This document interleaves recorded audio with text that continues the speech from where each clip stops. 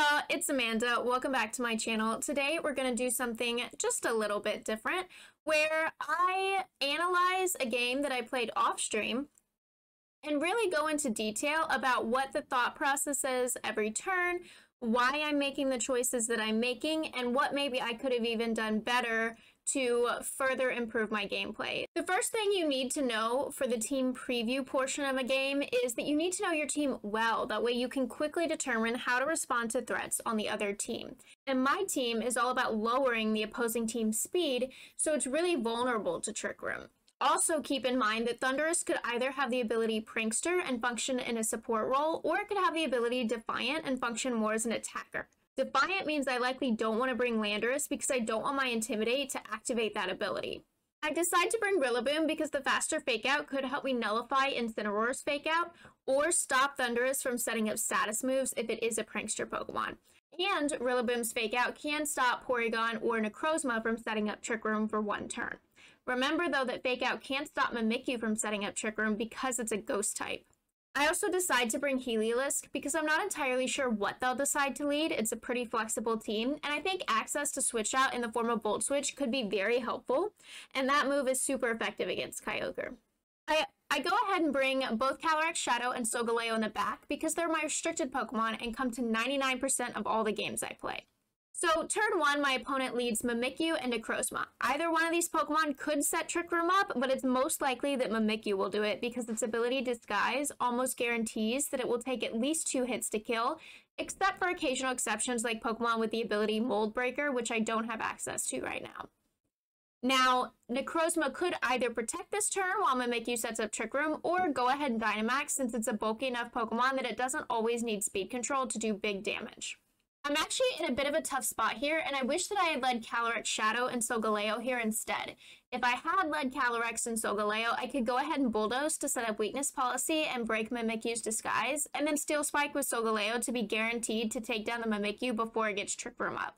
In this case, I'll have to do my best to take down Mimikyu by doubling it with a Dark Pulse and a knockoff, but as you'll see, I don't have enough damage output to do it, so Trick Room goes up anyway. However, Rillaboom does survive Necrozma's Steel Spike, so we can use his priority Grassy Glide to help deal with the Trick Room until we can stall out the turns of both Trick Room and Necrozma's Dynamax.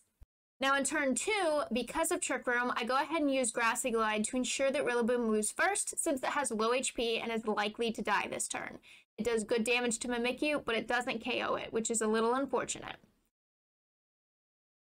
Necrozma then takes out Heliolisk with a Max Quake, so it now has +1 defense and +1 special defense. We get lucky though, and Mimikyu wastes a turn taunting Rillaboom, who's wearing an Assault Vest and thus is not affected at all by the taunt. I go ahead and swap in Solgaleo to replace Heliolisk because I need to keep stalling Trick Room and Necrozma's Dynamax, and Solgaleo is significantly more bulky than Calyrex. In turn 3, recognizing that another Grassy Glide will kill their Mimikyu, they swap it out for Thunderous, which will take the hit much better. The fact that another Grassy Glide would be enough to kill Mimikyu is why I targeted that slot with a Grassy Glide. Much better to go ahead and keep them honest and force that switch out, or go ahead and pick up the KO if they elect not to switch. I Dynamax my Solgaleo to allow it to take any hits from my opponents much better, and Necrozma finishes off Rillaboom with a Max Mindstorm, which sets up Psychic Terrain and tells me that their Thunderous is likely not a Prankster support mon, since their Prankster moves would be blocked by the Psychic Terrain. However, forgetting that Necrozma Duskmane is usually a physical attacker and not a special attacker, I used a Max Quake to increase my special defense, and also activated Necrozma's Weakness Policy in the process, which will put me in a tough spot next turn.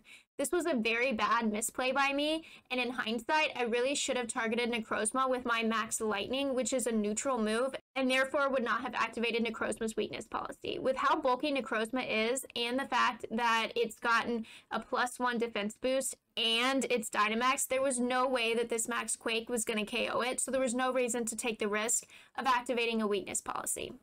Turn 4, the opposing Thunderous protects, which is great for me because I wasn't going to be targeting that slot anyway. With a Weakness Policy Necrozma on the field, it's the last of my worries. Both of my Pokemon survived Necrozma's Earthquake, which means my Solgaleo now has its Weakness Policy activated as well. So when I retaliate against Necrozma with a Max Quake of my own, and because Necrozma is no longer Dynamaxed, it does huge damage, but doesn't quite take it out, which is actually a little lucky for me because then Calyrex can finish it off with an Astral Barrage and get that +1 special attack boost. Turn 5, the opponent sends in Kyogre as its 4th Pokemon. As the team's other restricted, I was expecting this Pokemon. At this point, there's still 1 turn of Trick Room left though, which could be tough to maneuver around. Both of my Pokemon have low HP and can't afford to take any hits. I also have no idea how the opposing Pokemon have been trained, so I don't know what their speed stats might be compared to my own Pokemon, but I can assume they'll be moving first since this is a team built for Trick Room. To fix that, I protect both of my Pokemon to stall out the last turn of Trick Room. And on turn 6, with the +1 special attack boost on my Calyrex, I threaten to KO the Thundurus and do big damage to the Kyogre.